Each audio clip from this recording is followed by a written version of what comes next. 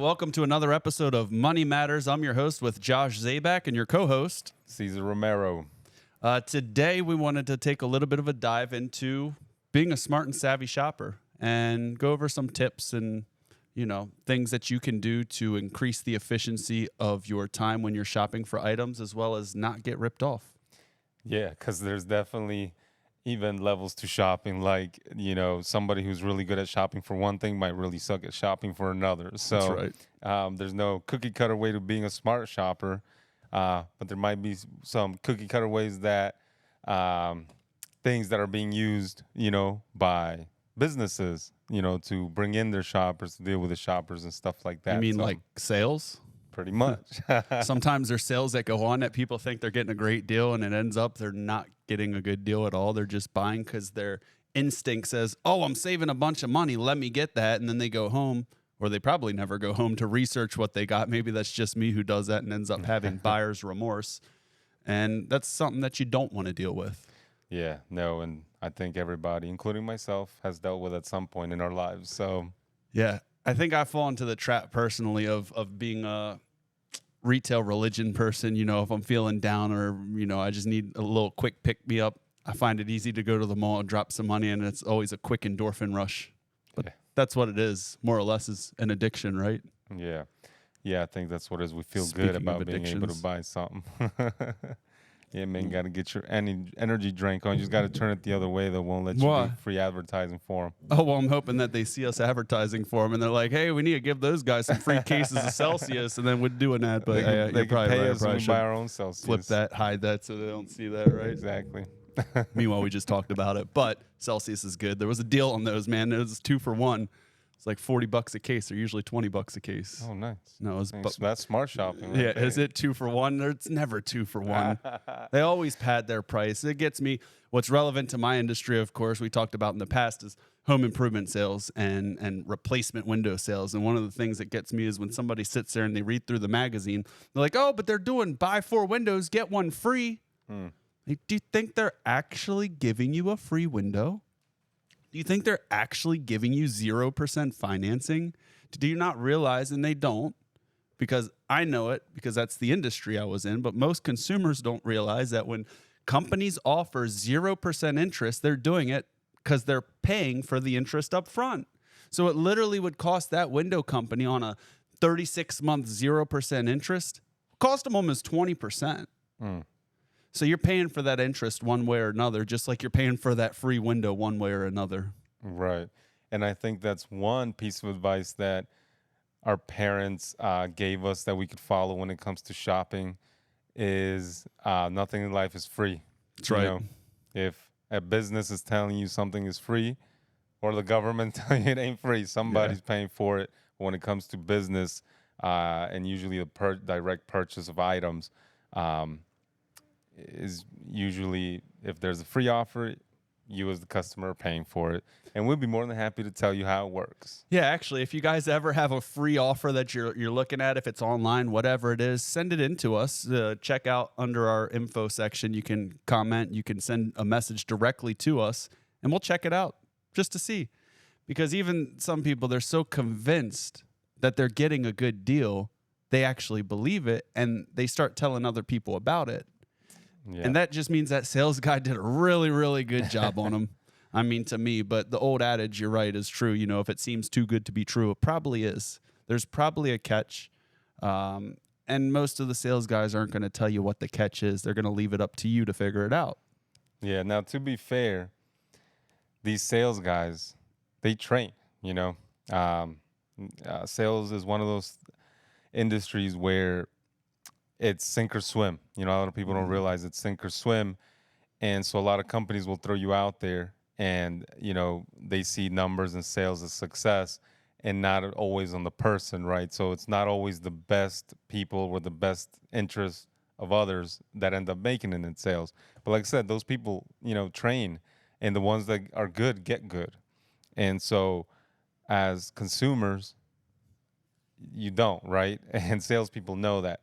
So, our show here and what we hope to do, and especially right now, is bring a little light to that and kind of help people out. So as a consumer, watch our videos, you train a little bit on how to deal with salespeople or how to deal with somebody trying to talk you into something. Because there's a sales guy at every corner. There's a sales guy every step of the way. And sometimes you might not even realize you're dealing with the sales guy. And again, those are the most dangerous ones when you don't even know that you're being sold. And it feels like they're just giving you good advice and it feels like they're your best friend.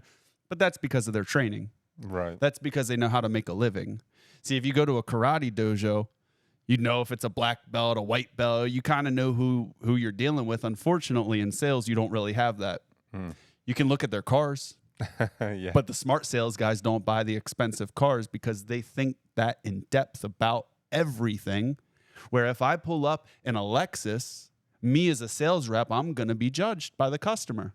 And say, oh, you're driving a Lexus. No wonder you're charging me so much for said product, whether it be windows or solar panels or a pool, whatever it is. We call it the low ego emissions cars in the sales, like your Volkswagens or pulling up in a Honda makes you seem like the common guy. I remember this clip. It was on Curb Your Enthusiasm, and it was with Seth Rogen, and he was talking to Larry David, and he's basically like, yeah, I just want to come off as a stupid guy because then I'm an everybody's guy. You know, if I was really smart, then people would think I'm above them, and I don't want to be that way. I want to be an everybody's guy, and a good sales guy wants to be that everybody's guy too. They want to be just like the consumer. So again, it's like they're your friend. And when they feel like they're your friend, they're trained to do that. So be cautious. Yeah. I would say impulsive buyers are the most dangerous buyers to themselves, right? Right. And then I think there's the impulsive buyers who, they want something. They go to the store and impulse buy a purse, right? Right. And hey, you got it, go for it. But we're talking about the impulse buyers who don't have it like that and end up speaking with a salesman at some point somewhere for something, let's say something very common like a car, right? Like I said, there's so many things that we believe in, I think, as regular, people who haven't been in sales or know somebody who's been in sales who can warn them. You expect that person to be professional and what comes out of their mouth to be true, right? Unfortunately, a lot of times it's a very skewed or exaggerated truth in one way, form, or another. The truth that they know. Right. At that time. Right. So, yeah, like I said, with salespeople, not all salespeople are bad, but it's a fine line, and a lot of people end up not knowing how to walk it, or sometimes they don't have all the information to realize they're doing something wrong. So definitely as a consumer, it's your job, to stay pretty informed of what's out there, especially when you're dealing with a major purchase. So like, I'm very confident in my sales skills and all that like that. And anybody who knows me, knows that I'm a salesman. A lot of people, and even out there, might not know that you're the one who had a big hand in that and helping me get better with some of those things. So let's say that somebody out there is getting ready to make a major purchase. Step number one is watch our podcast, listen to it. What would you say step number two for anyone who's looking to make maybe a major purchase and they don't know where to begin? I mean, I would say put the time into their own research, right? You're going to spend your time on the process one way or another. The first way you're going to spend your time is if a sales guy comes to your house and is the sole information gatherer for you, and he proceeds to give you all of the information that he knows. But again, if that guy's looking to make a sale, he's only going to know what he knows. He's not going to know the better solutions. Otherwise, hopefully, if he was a good person, he'd work for the better solution of a company, not the Connie company. So I think the first thing is understand you're going to waste time in the process. You're either going to allow a sales guy to waste your time, or you're going to choose to waste your own time. And that's by researching things. People have this thing of like, oh, well, I don't know that. I don't know where to begin. Guys, there's google.com. It's a really good spot. It's a really good spot where you can, one, see if information duplicates. As a sales rep, I would always tell people, as a high-end triple pane sales rep, that you can't go to Google and get the information because there's so little companies that sell triple pane windows. So if you go online, the only information you're going to find is on double pane windows, when in actuality, they just don't talk about triple pane because there's really not that big of a market. And the only reason there's a market for triple pane window is because of high pressure salespeople. So again, understand you're going to waste time on the process. You can allow a sales guy to waste it, or you can choose to waste your own time, which I don't think you're wasting your time at that point because you're putting it into a major decision. And you're absolutely right. Obviously, if you're researching a purse, we're talking a cheap purse. My wife's into purses. So, maybe a Coach purse for like $250. You don't have to research that. If you can afford it, you want it, go buy it. But if you're looking at like an investor purse, sounds stupid, right? But there are investments. Money matters. So Hey. if you're going to spend it the right way. Birkin 35 bags appreciate higher than 15% a year. Wow. I didn't know that A lot of until people I don't know started to educate myself and research in the purse market. And I said, well, I'm not going to waste money because, yeah, you can buy a YSL, you can buy certain Chanel bags for a couple thousand, but only certain ones go up certain values. So you can't just jump in and buy one. I mean, you can, but then it's not an investment. Right. I don't mind doing the research on a major purchase. Not on every purchase, but on major purchases to make sure that I'm making the right decision, because the few hours that I would spend in researching that might double the value of what I'm getting out of something. Right. It's the difference between an expense and expenditure. Wow. Yeah, and that's definitely something that needs to be researched. It needs to be looked into, so people understand what they're doing from the get-go. Because I've said it before and I'll say it again. They don't teach us anything in school when it comes to money, so we end up having to learn and teach ourselves. So that, like I said, that's some good advice for anyone out there. The only thing that I would say is if you, take that step, go to Google, also learn to recognize the difference between a company advertisement, just another website, and also don't become a lead. A lot of people don't realize how So the true. marketing industry works. But even though Google can be a great source of information, it can also be a little bit of a trap. A lot of folks don't realize they could be looking for something, let's say like a kitchen or a pool, right? And they go into Google, they type in what they want, and then they see a website for what seems like it's a business that's going to give them some information, maybe a quote or something like that. But in reality, these are lead capture websites. What they're doing is they're taking your information and then they are selling it to different companies or different businesses in that industry. And, it's genius. They're making their money. But what it ends up doing to consumers is it ends up having them waste their time and putting, the salespeople right in the home usually for certain things. So it's almost like it's a great place to start, but even there you have to be educated as to, number one, don't just read the information you see on the company's website trying to sell you the thing you're looking for because it's all going to be good. And then also don't become a lead. Don't put your information anywhere where you think you're going to get some information back. And pause there, because even if you if you put your name and your phone number and you don't hit the submit button, your information is captured. Don't be surprised if people start blowing up your phone. Yep. So those are things that people need to know. And I feel like even just those two things, number one, do your own research. And as you're doing your own research, don't become a lead and don't just fall for all the information you read. Learn to navigate it. You're already way ahead of And the I think curve. that's the biggest thing, right, is learn to navigate it. Because I use Google a lot, but I know how to, because we've dealt with that. And it didn't click until you said it, like, oh, yeah, all of those companies. But I know to skip all of those because you start seeing the same message. When you start seeing the ads talk about locations, but they have the same web page for different locations, and they'll just put a different city name in, and it's the same website, that's a lead generation website. Yeah. When it starts to put you down the rabbit hole of all of the same information, things that I like to look at, even on Windows, there's this one website. I'll have to look for it, maybe put it up on the screen if it's still available. But it was this guy that independently reviewed Windows, and you could tell it was his own thing. Also, you get some government affiliations that do testing. I'm just speaking on what I know, which would be the window industry. So it'd be like AMA, American Architectural Manufacturing Association, NFRC, National Fenestration Rating Council. And that takes the guesswork out of finding out, is this window more efficient than this window? So again, you're not taking people's words at face value. But then beyond there, also search pricing. I'll jump off windows, jump into cars. Sorry, Ryan. It's one of my friends. He's in Britain, and he told me the value of his car. He was like, yeah, I got this car. I'm selling it. probably going to get like $1,500. And I'm like, you just told me it was a 2019 with 50,000 miles. How are you getting like under two? It makes no sense. I started researching, and he never even thought to go to the website to type in, like we have, what's it called?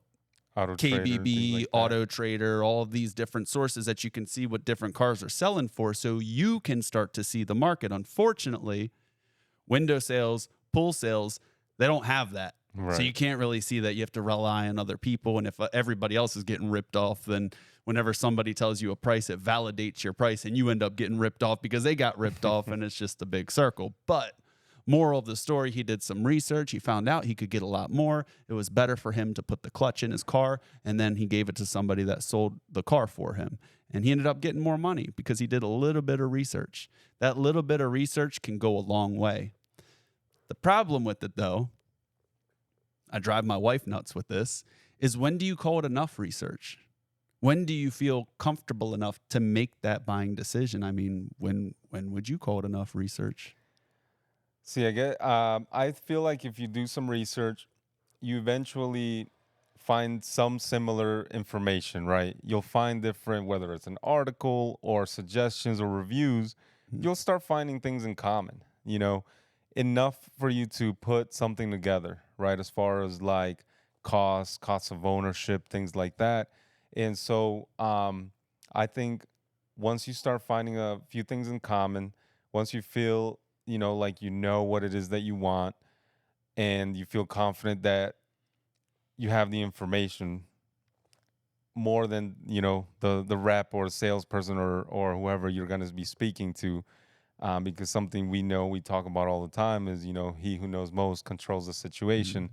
So let that be you. Like I said, once you start finding similarities and information that matches and aligns together, you can kind of start gathering like, okay, I see this and this and this, and it makes sense, And at some point, you got to make that decision.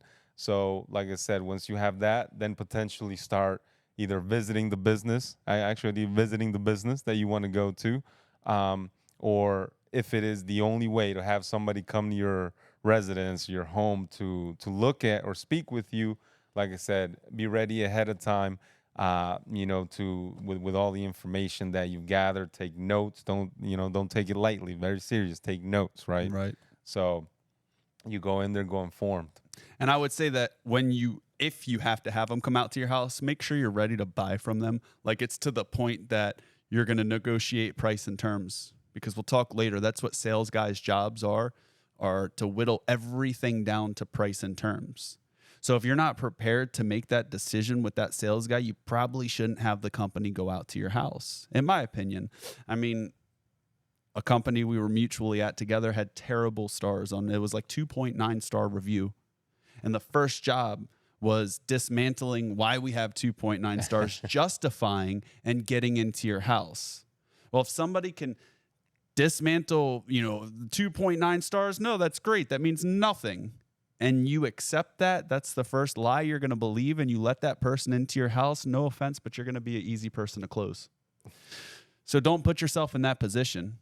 I think that goes back to what I first started saying. And actually, my number one tip, if I couldn't tell anybody anything, it's definitely research. So I'll say number two, because if you don't do your research, you can't make a decision. Once you're ready to make that decision, don't make any impulse decisions. There's no such thing as a price only good for today. I repeat, there's no such thing as a price only good for today. That's a lie. That's a lie.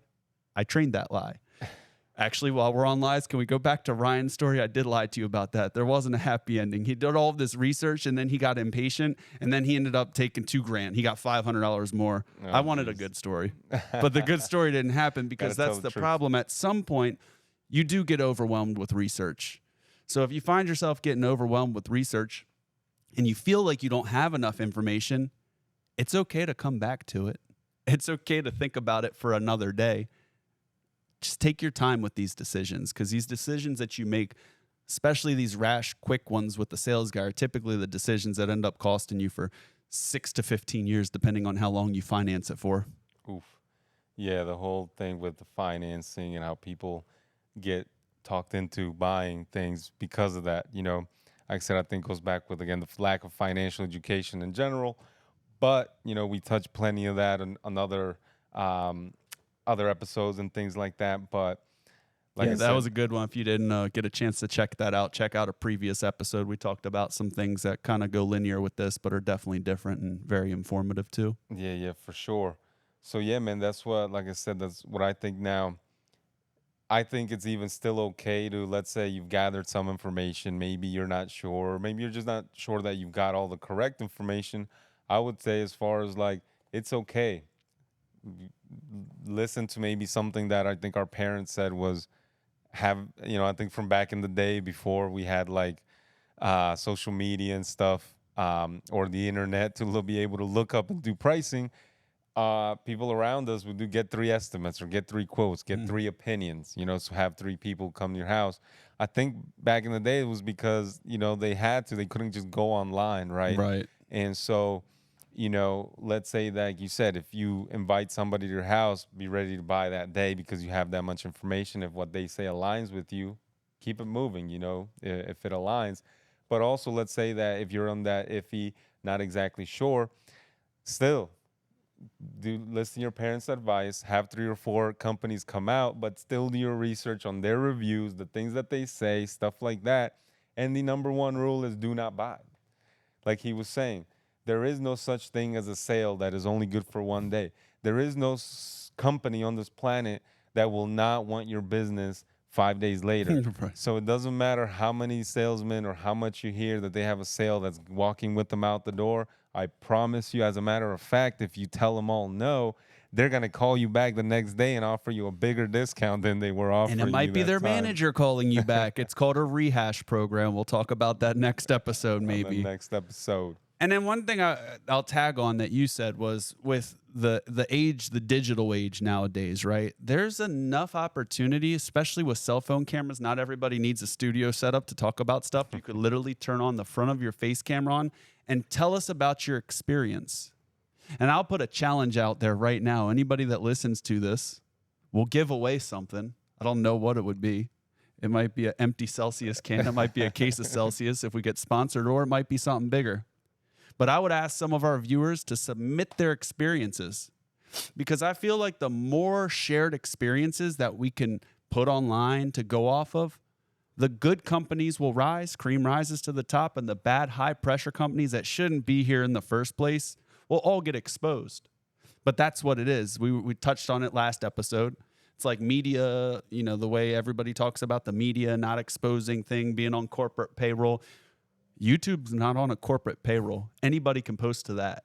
So if you're comfortable enough recording yourself, I'd ask everybody, record your experience with that salesman. Talk a little bit about the same day closing where they're saying the price is only good for today. We're not making this stuff up. This stuff happens every single day. And the more attention that's brought to it, the more people that can get saved and not ripped off. Yep. And I think that's what we're about. It is. So definitely keep tuning in. We're always going to be putting the information out there.